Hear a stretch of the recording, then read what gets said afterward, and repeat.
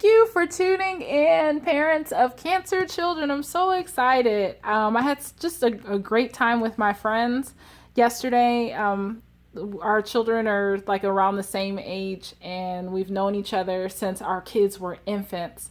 So it's been such a blessing,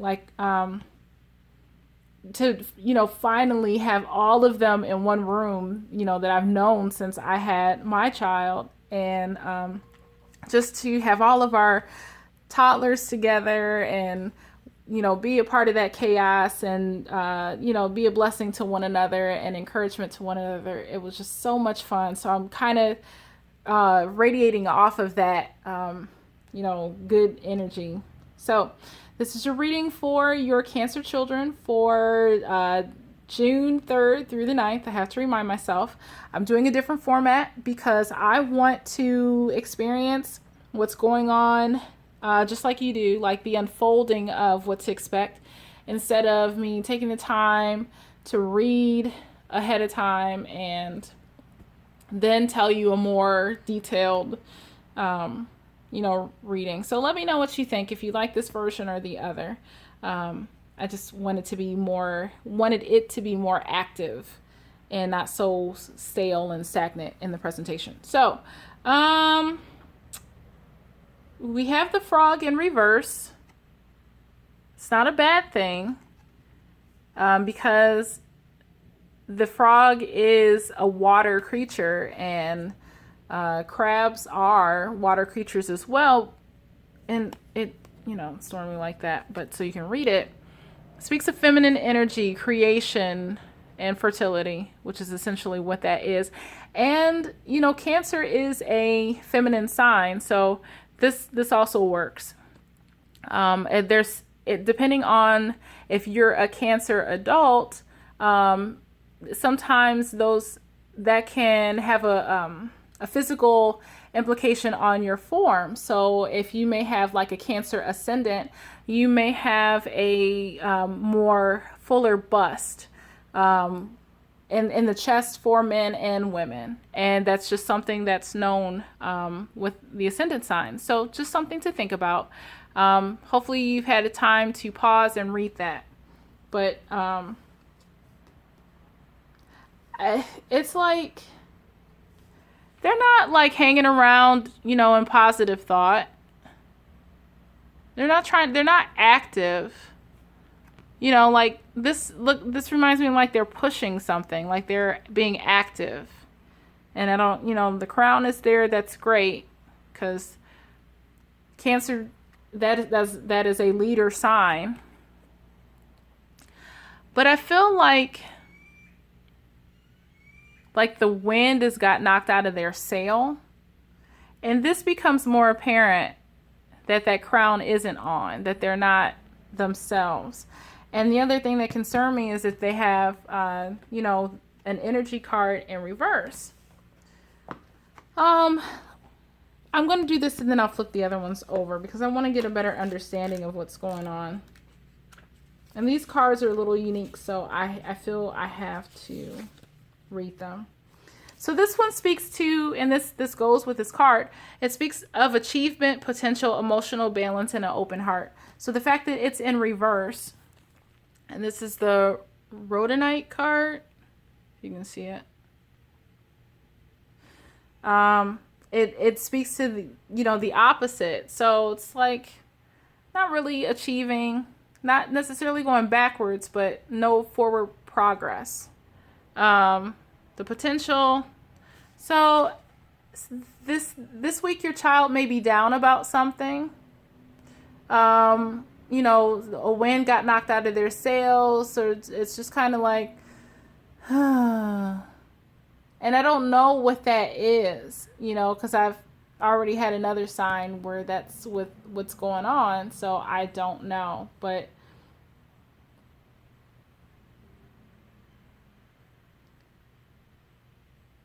it's not a bad thing. They're just kind of like hanging out, and it's temporary, so it's not something that's going to last long. But they're either just catching a breather or, just not really interested in anything right now. So you may find that they aren't necessarily lethargic, but just kind of sitting around, Um, but thinking, like it's not so much an open heart. Maybe they're just being perceptive, observing, but it's definitely not advancement. So it just, to me, it speaks of a stillness, that nothing is moving for them this week. And that's okay. We just have to look at it and be aware of it and observe it without feeling that there has to be some kind of, y'all got the thinker too. Yep. This is interesting because I think I think it was Gemini who, was it Gemini? No, I think it could have been Aries. I'm not sure, but somebody had this sign. I think it was Aries. But yeah, it's kind of like a, so just keep that in mind. And Aries is also, if that's the case, it's a leader sign. It's a cardinal. So maybe this is a theme that we may see play out with the cardinal signs this week, where normally they're taking charge, and this week they may just be kind of like, you know what? Not going to do it this week. Not feeling it. And that's okay. And this also speaks to the parents. So as far as how you can help them, you may feel stuck. If they're stuck, you may not know what you need to do to help them. You may want to help them, but you don't know where to start, where to begin. And so it's like taking your hands off of the situation will help kind of clear your mind so that this energy can start moving again, to give you an understanding of what needs to be done. It's like if you take if you take your hands off of something and you don't worry so much about it and you just let it go, then it's like the answers show up and it's like, oh wow, okay, cool. Sometimes the thought about taking a walk or going outside to get some fresh air, it does do wonders for your perspective. And as the book says, it gives you a moment of clarity. So moving on to the next card, purification. Yes, of course. Take a walk. There's definitely something. Yeah. Yep. There's definitely something that needs to be released.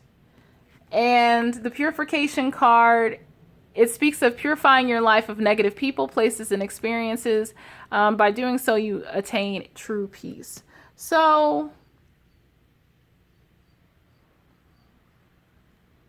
this could have been an event that took place between the three of you, your child and yourself. It could have been something unforeseen, but it just caused you to, reevaluate, or maybe it put you in a funk. But by doing this, by having that experience, it's causing you to rethink some things. And you may be in a place where you're like overanalyzing, but you're encouraged to take a walk and get away, step away from it. Maybe your family, you can take a day trip, or if it's, with other family members living in the home, maybe you and your child can take a day trip, or, go for a walk, go to the park, go to the mall, go somewhere outside of your home environment, so that can give you a better assessment on what you need to remove, getting rid of those negative things in your life, so that you can rebalance yourself, because you're not feeling like yourself. And it's funny because this frog speaks of feminine energy. You're encouraged to be, that you're feminine, and you're not feeling it. So these are telling the truth. You are feminine. Maybe you feel overworked.